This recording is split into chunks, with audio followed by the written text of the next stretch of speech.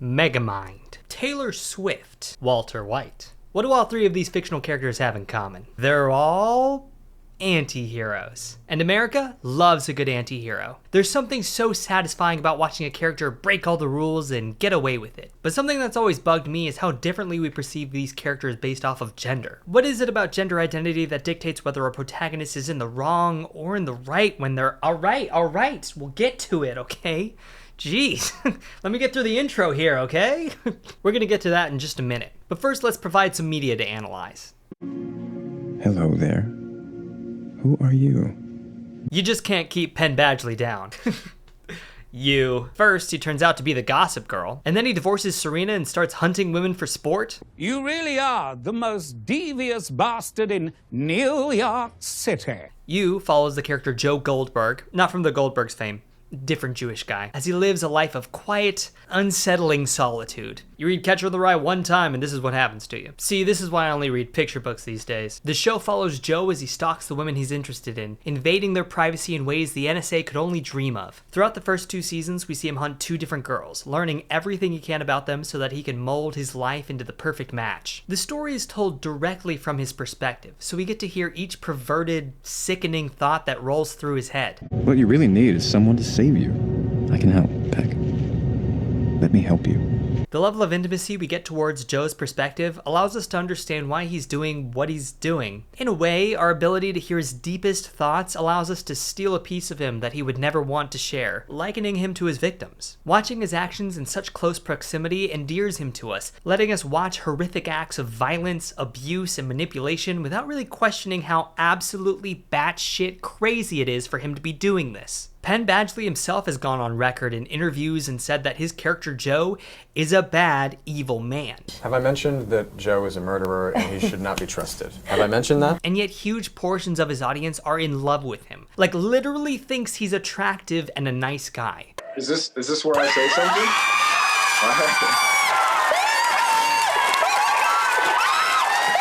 Wow.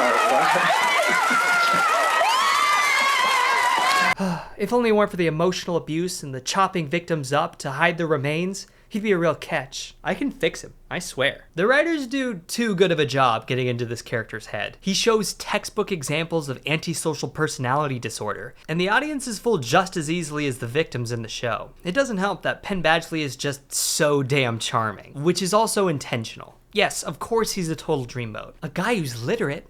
What a catch. But he also shows narcissistic tendencies, so even in his thoughts, he's self-absorbed and thinks he's justified in his actions. Are you not wearing a bra? And you want me to notice? So while his victim is falling for his words and the way he acts around her, we're falling for the internal charm he puts on for himself. At the end of the 2nd season, the woman Joe's been hunting, Love. Really, guys? You named one of your main characters in a story about romance Love? You can really tell where the novel ran out and the showrunners had to, put in some real work. Love reveals herself to be nearly the same as him. She's murdered before for her family, and she murders for Joe as well, saving his secret from being discovered. And when Joe finally attains what he's always wanted, a woman he's pined after for months, who accepts him for who he is, and literally does the same thing as him, he's disgusted with her. What the fuck? He desperately tries to leave. His thoughts reveal he hates who she is and what she does. The next entire season is spent trying to leave his relationship with Love. He physically and emotionally cheats on her, tries desperately to escape her control, and ends up killing her at the end of the season. And all the while, the audience is rooting for him. Come on, Joe. Kill another one. Yeah, do it again. Emotionally manipulate another woman. Yeah, get it. Yeah. Oh, yeah. While Love is painted as the villain the entire 3rd season. Yes, she does murder a couple people. Yes, she cheats on Joe too. Yes, she tries to kill Joe when she realizes she'll never be able to have him. But again, I can't stress this enough. He's doing the exact same thing. It would be one thing if Joe were to realize how his actions in the past had devastated the people he had stalked and murdered. He could have seen Love's actions, realized that he really is just like her, and didn't like being perceived in that way, and made a change like a normal person. But no, That salient point flies right over that ridiculous haircut of his, and he victimizes himself for being forced to live a happy life where he never needs to worry about money and can raise a family. I mean, if that's all it takes to live the American dream, like, I could rack a couple bodies. It's so frustrating watching all of this happen because the whole time the show is begging you to root for Joe. They spend the whole first 2 seasons endearing him to you, and now they're given a perfect scenario to teach him and the audience why stalking and murder is bad, but instead they put on the innocent pretty boy routine and push all of that negative perception onto Love. Why would they push it onto Love, Andrew? I'll give you 3 reasons. 1, she's a female. 2, she's not a boy.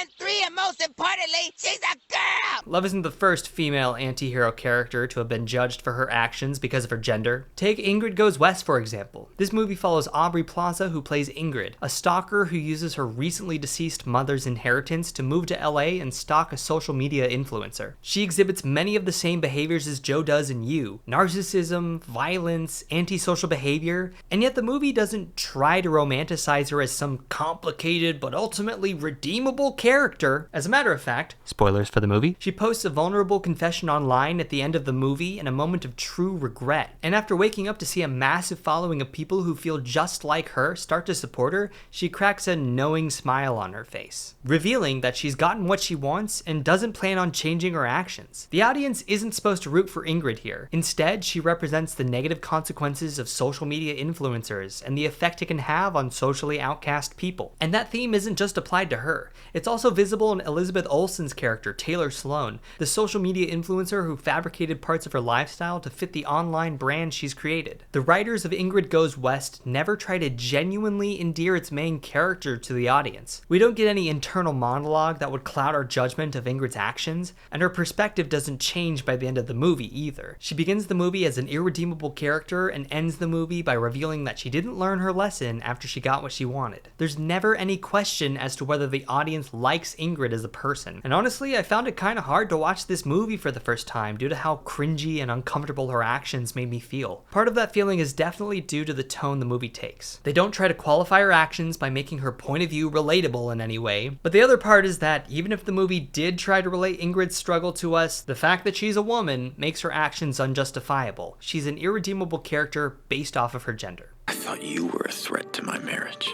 but the real problem with my marriage is my fucking wife. You and Ingrid Goes West are parallel representations of the patriarchy, trademark, which is obligated to throw in sexism. Copyright. The writers of You intentionally lead us to root for Joe as this flawed yet understandable character. Depicting someone like Joe in media isn't a bad thing in itself, but the way the show depicts the character makes it kind of problematic. Romanticizing this type of violence towards women is so weird yet oddly common, and it's even more concerning that people are falling for his charms despite his actions. See, a character like Joe isn't new in the world of cinema. There have been many other examples of flawed or conventionally bad characters who have been absolved from wrongdoing because we understand what drove them to do wrong. Let's go back to Megamind. He starts the movie literally ready to kill anyone that gets in his way, also that he can fulfill the role that society pushed onto him from where he grew up. That upbringing shaped the way he perceives good and evil, and is why he's so desperate to play the bad guy. We can understand that. It's not his fault he literally landed in a prison and they didn't, I don't know, put him in the foster care system. Actually, that probably would have been about the same experience. The key part about Megamind's story is that he eventually learns that his upbringing doesn't have to affect his actions or his role in life. Just because he grew up in jail doesn't mean he has to live a life of a criminal. And in fact, he can be a hero if he starts to value the society and the people around him. I can't believe I'm doing literary analysis on this movie. Anyway, back to you. Back to you, John. Thank you, Carrie. Joe never learns that his actions are,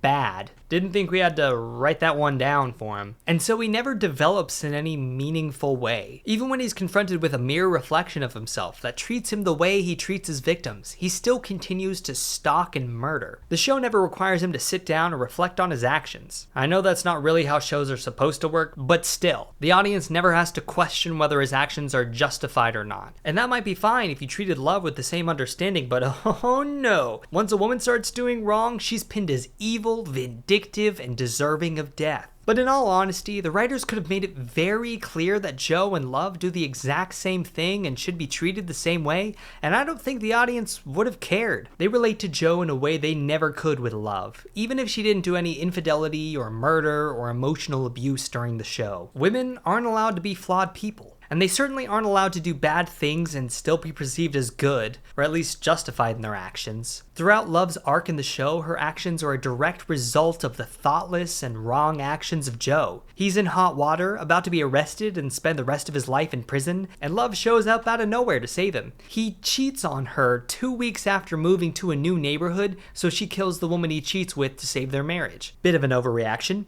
but her heart's in the right place. She wants to go to couples therapy to save the relationship. She's willing to try new things she's not really comfortable with to please Joe, and Joe just draws further and further away, disgusted with her actions. And since we live in Joe's head, we hear the sexist judgment come out of his mind and conflate it with our own perception of who Love is. In the exact opposite way, Ingrid Goes West is a direct attack on patriarchal norms. It calls into question the roles that women play in society, and it comments on the social structures that women are bound to. Social currency, like love, not the character, can drive people to manipulation, violence, and worse. It's an interesting concept to show on screen, especially when the protagonist is one perpetuating these acts. Ingrid Goes West illustrates how the democratization of social mobility in the social media era allows often the most unstable people to get attention and power. Showing this violent quest for power from the perspective of a woman is bound to create discomfort and judgment from the audience. We're forced to rationalize that women can also be dark, complex, and well-developed characters. However, the writers never qualify Ingrid's actions with a sympathetic tone,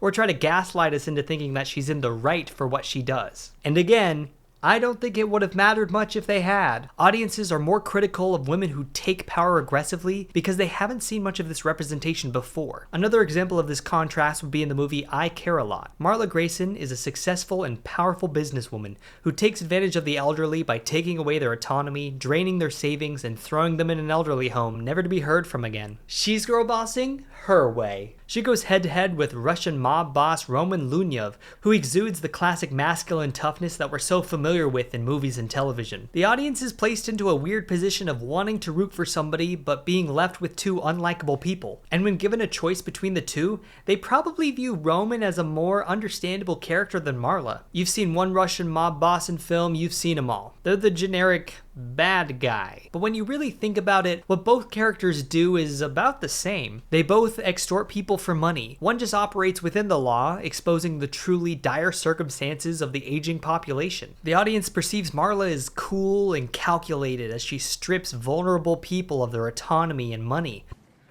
I control your drugs, your food, your comfort, everything. Me. Not you, me. And I can make things very bad for you.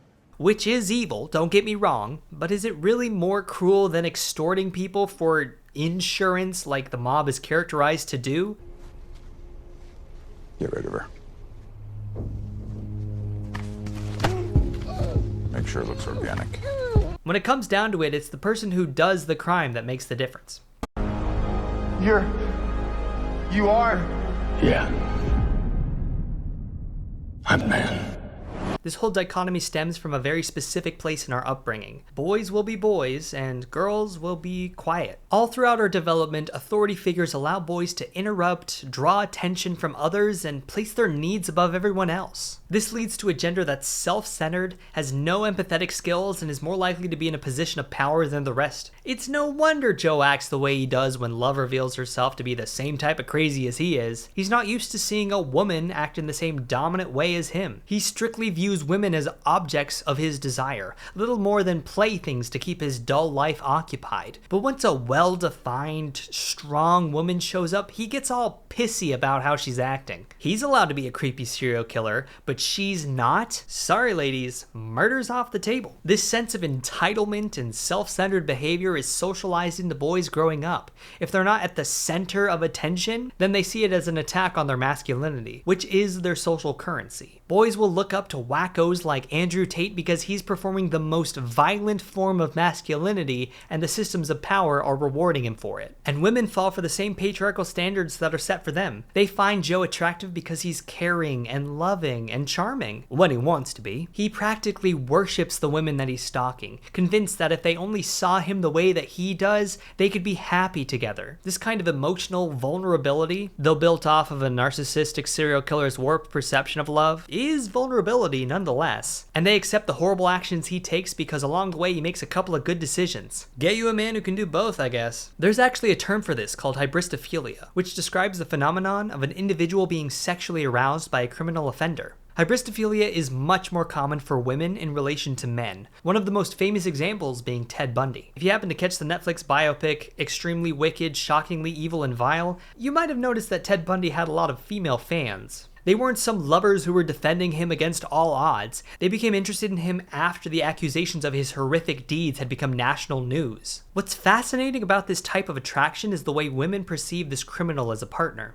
There's actually some sense of control that the women have over men who are criminals, because they know where their boyfriend is at all times, and they only share positive encounters with him. There's a sense of security in this type of relationship. I guess if you know who he's doing the violence to, you're not scared whether he might do it to you. This same kind of empathy can't be given to Love because she is a woman. She should know better than to murder people who pose a threat to her way of life. She should do the womanly thing and find a non-confrontational way to get what she wants, either through persuasion, bribing, or seduction. The idea that women can't be just as violent as men confines them into the submissive role in society. And every time we do see a representation of a woman who takes power through traditionally masculine means, they're criticized, judged, and threatened. Ingrid should never stalk or threaten or kidnap, because that's the unladylike way to attain power and influence. Why can't she do it the way all the other girls are doing it? By appeasing men and using her emotional intelligence or body. God forbid Marla has a successful business taking advantage of the elderly when you know there's a whole industry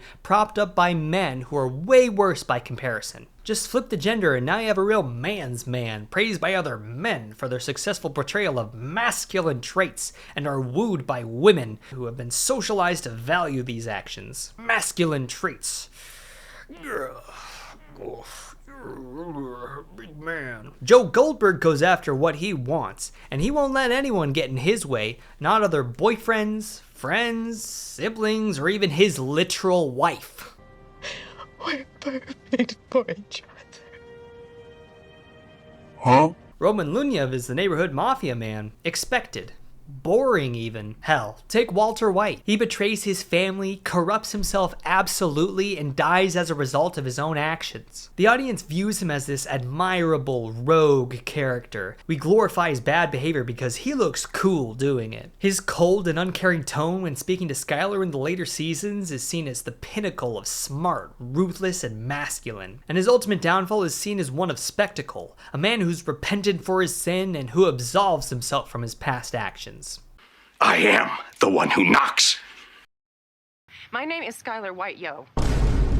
If we really want to challenge the structures of patriarchy, we gotta be willing to point out when the characters are taking advantage of their gender's privileges. Once the facade of Joel Goldberg starts to fade, you begin to realize how much we as viewers allow him to get away with. We want him to succeed in finding love. Not that love. I mean, she doesn't really act like a girl anyway, so it doesn't count. Even at the cost of other people's lives. Ingrid would never get the same treatment from the same audience, even if the writers had tried to endear her to us. It's imperative to view the media we consume with a gender-conscious lens. Do you really hate the protagonists because they're insert critique of women here? Or is it because of their gender identity? Do they get away with horrible deeds and even look cool while doing it? Everyone's been socialized to accept these roles as the social norm, and they bleed into the real world just as much as they're represented in media. If the lesson you take away from everything you read, watch, and listen to is that you have to be violent and aggressive as a man to get ahead, then you're probably going to want to be violent and aggressive as a man to get ahead. And if you're a woman and you see negative reinforcement of women actively trying to better themselves, especially while using masculine traits, then you're less likely to try those things because of the negative retaliation you'll receive. And that's usually the critique we put on strong women in power. They're